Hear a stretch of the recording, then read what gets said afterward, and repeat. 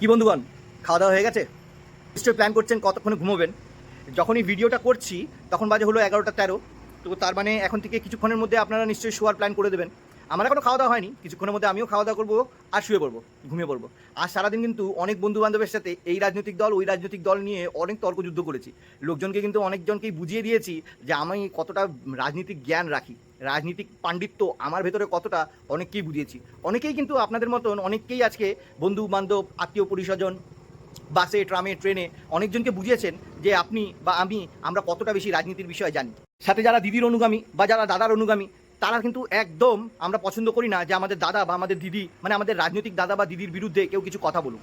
মানে যখনই আমাদের রাজনৈতিক দাদা বা আমাদের রাজনৈতিক দিদির বিরুদ্ধে কিছু কথা বলা হয় তখনই কিন্তু আমরা আর কিছু পারি না পারি সঙ্গে সঙ্গে কিন্তু আমরা একটা জিনিস কিন্তু বলি কেন তোমাদের সময় বা অমুক সময় তো অমুক জিনিসটা হয়েছিল, তাহলে আমাদের সময় হয়েছে, সেটাতে ক্ষতি কোথায়? আপনারা ভাবছেন মনে হয় এত কিছু বলছি কিসের জন্য, কারণ এই রাজনৈতিক আলোচনা চর্চা এগুলো তো অলমোস্ট ভারতবর্ষের অনেক জায়গায় চলতে থাকে।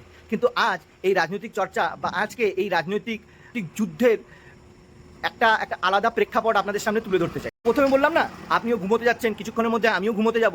কিন্তু আজ ঘুমোতে যাবে না কিছু লোক যারা এখনও SSKM হসপিটালে নিজের শেষ নিঃশ্বাস গুনছে।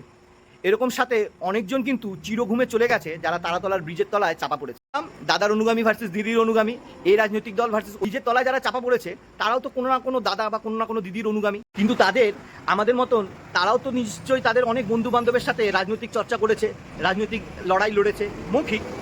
তাদের মধ্যে অনেকেই কিন্তু অনেক রাজনৈতিক দলের প্রবক্তা, মানে তাদের অনেক রাজনৈতিক দলের বন্ধু বান্ধব তাদের সাপোর্টারদেরকে কিন্তু রাজনৈতিক পাণ্ডিত্য দেখিয়ে তাদের মুখ বন্ধ করিয়েছে, কিন্তু আজ তাদের নিঃশ্বাসও বন্ধ হয়ে গেছে। আমার এই সমস্ত ধানাই পানাইয়ের একটাই মানে যে ভাই, রাজনৈতিক দাদা বা রাজনৈতিক দলের নেতা বা রাজনৈতিক দাদা বা রাজনৈতিক দিদি আমাদের প্রাণ নিয়ে কতটা তারা ওয়াকিবল বা আমাদের প্রাণ নিয়ে তারা কতটা চিন্তা করে, আমাদের সেফটি নিয়ে তারা কতটা চিন্তা করে, এটা তারাতলায় পড়ে থাকা ওই ব্রিজটা এটার একটা খুব বড় একটা প্রমাণ।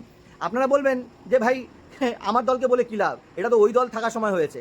বা ওই দল বলতে পারে যে ঠিক আছে, আমাদের দলের সময় না হয় কারাপশন হয়েছিল, কারাপশন হয়েছে বলেই না তোমাদেরকে নিয়ে আসা হয়েছে, কিন্তু তোমরা আসার 1 মাস পরেও কি তোমরা তদন্ত করে বের করতে পারোনি যে এই ব্রিজটা ঠিকঠাক মতন হচ্ছিল না বা ঠিকঠাক মতন কনস্ট্রাকশন হয়নি? কিন্তু এই সমস্ত রাজনৈতিক যুক্তি তর্কর মাঝখানে কিন্তু ওই চাপা পড়ে থাকা লোকগুলো আজ ওখানেই রাত কাটাবে, তাদের ডেড বডি ওখানে রাত কাটাবে, কাল হয়তো তাদের বডি খুঁজে পাওয়া যাবে, আর কিছু লোক হসপিটালে রাত কাটাবে, আর কিছু লোক আর কোনো রাত কাটাবে না, কারণ তারা ওখানেই মারা গেছে। বেসিক পয়েন্ট ইজ, আমাদের রাজনীতি মানে ভারতবর্ষের রাজনীতিবিদরা ভারতীয়দের বিষয়ে একদমই ভাবে না।